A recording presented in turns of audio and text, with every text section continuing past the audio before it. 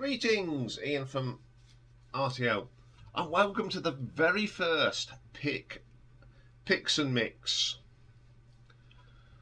Title come up by Mastermind Dave, and the reason is way back I put out a little thing about on live stream that I wanted to change the schedule of it.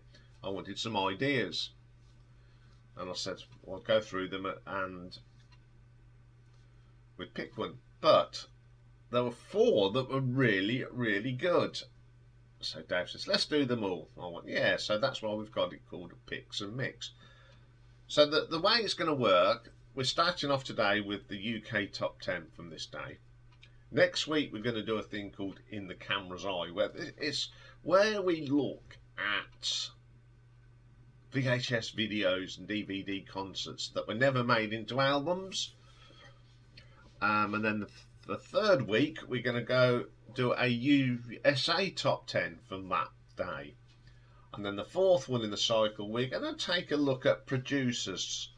We're going to go through a quick look at what they do, and I'm going to pick my top, I think it's my top 5 or top 3, I can't remember because it's so new. So, and we're going to discuss that, and I'll tell you my favourite album produced by that producer. So today is the first. It's a little thing called A Trip Down Memory Lane, and that's what the title is. And it's today we're going to look at the UK top 10 from the 1st of December 1975. I was 9 years old.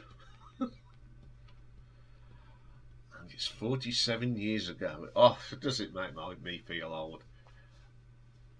And the 1st of December in 1975 was on a Monday. Prime Minister at the time here in the UK was Mr. Harold Wilson. And I've tried to find some bits about what happened today in history. And the only thing I could really find that happened today, that US President Gerald Ford visited the People's Republic of China. So what was the top 10 this day, 47 years ago? So at number 10, down 4 places, was Imagination by John Lennon. Now this is a song that has sold 1.7 million copies in the UK. 200 artists have performed it or covered it, including Madonna, Stevie Wonder, Joan Baez, Lady Gaga, Elton John, Diana Ross. And after Imagine was featured in the 2012 Olympics, the song re-entered the charts again, reaching number 18. Unbelievable. It was used at the Winter Olympics as well in 2022. Just so many things. People, it's just one of them songs. There's not much I can say about this. We've mentioned it so many times on the channel now. It's just a great song, and it deserves to be mentioned. So coming in at number 9 now. This is up 12 places. Now this is a lovely thing. I love this. It's from my favourite comedy pair. It's from a film called Way Out West from 1937. And it's The Trail of the Lonesome Pine. It's funny how this got into the charts in 1975. But I love this. It's just the story. The story goes they're trying to deliver this letter to this lady, and they go into this bar, and there's a band outside playing this song, and these two start singing it. It is so funny. I mean, Oliver had a great voice anyway. And there's some very funny bits in this, isn't there? There's the bit where he starts singing in the... So Ollie asks the barman to find a hammer, and you can hear him banging it in the regular, banging it on the thing.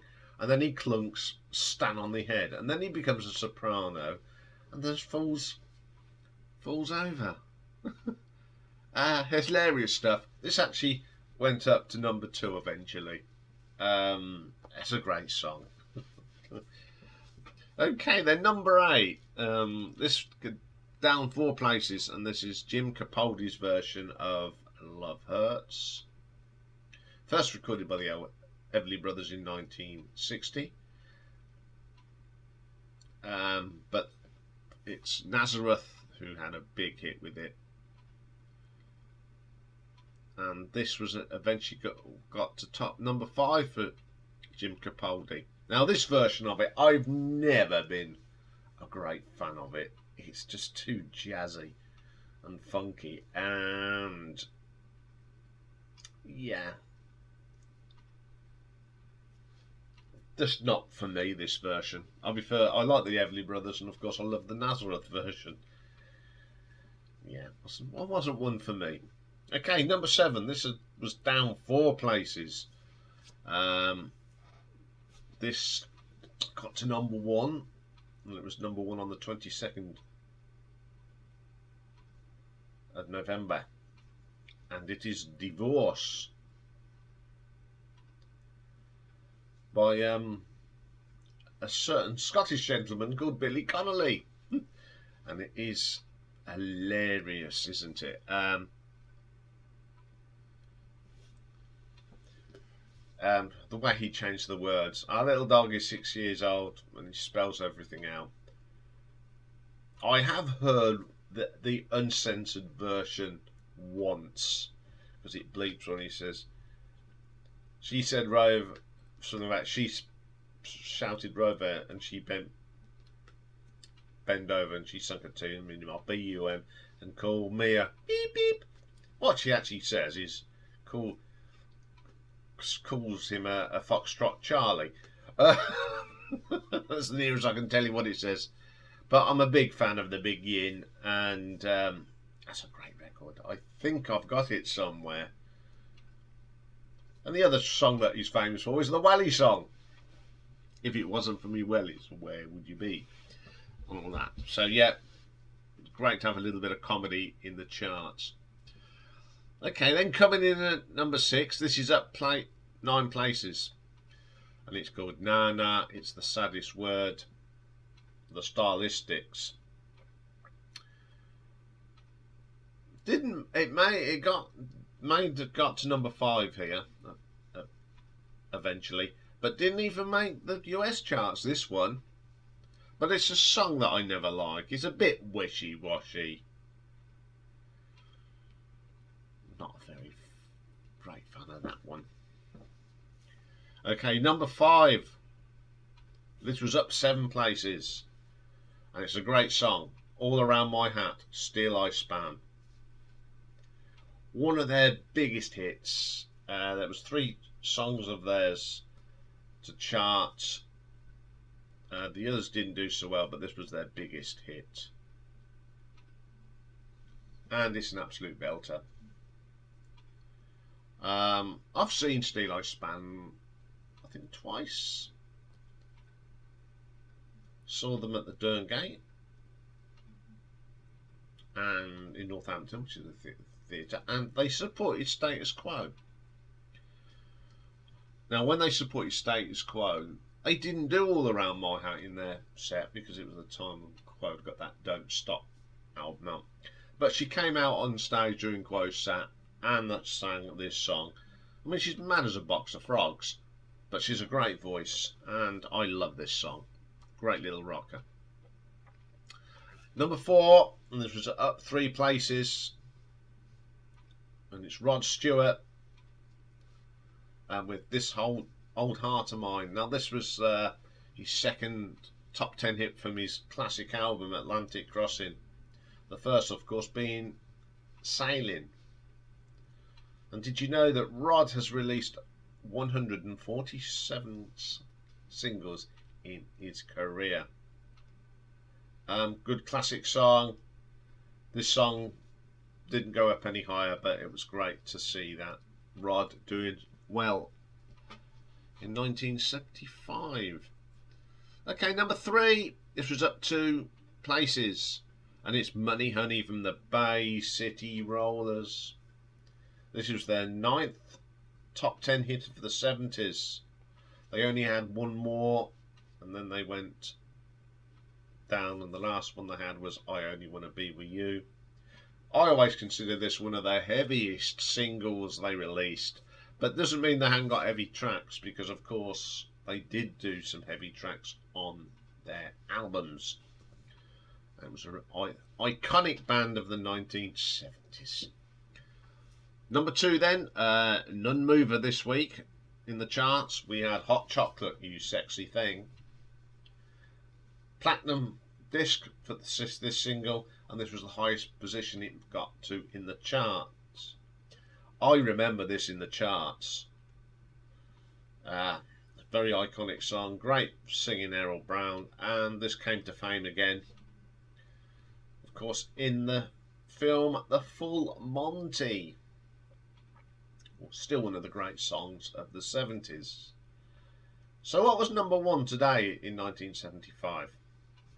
Well, it was its second week at number 1, and it's Queen's Bohemian Rhapsody, and this was the second week of a 9-week run. Oh, okay, it's Bohemian Rhapsody. I know this is a great song, but you know me in this, and it was a pioneering video. I just haven't got the same buzz as I did in 1975 on this. I mean, I remember this coming out and I thought, I loved it, but it's not my favourite Queen song. Apparently I get told if I'm not a Queen fan, this is not my favourite song. But there you go. I think the reason is, you know, when you're a 9-year-old lad, it blew me away. But being a 56-year-old man, it doesn't have the same affection as it did back in 1975, because it's been played to death, and part-time Queen fans have sort of stolen this and just, I don't really want to hear it anymore. I really don't. So there we go. That's the first show. We won't be doing the UK now for another 4 weeks. But next week we've got a thing called The Camera's View, where we'll be looking at a DVD or VHS video that was never released as a single. Got a really good one for you next week. Okay, that's all for the shows today. But we will be back for live stream tonight at 8 PM. If you're around, you don't want to watch any football, come and have a listen to us. Although you will be able to, we'll keep you up to date on the scores of both games while we're on air. If not, I will see you tomorrow, and we've got a live album ranking tomorrow. It's a very short one, but it's one that I want to do, and that's Mr. Iain Anderson from Jethro Tull. And if you don't know, Jethro Tull are releasing a new album next year. And also we have got a brand new album review tomorrow, and it's the band that everyone loves to hate, and it's Nickelback's Get Rolling, which came out last Friday. So join me for that. Bye bye for now.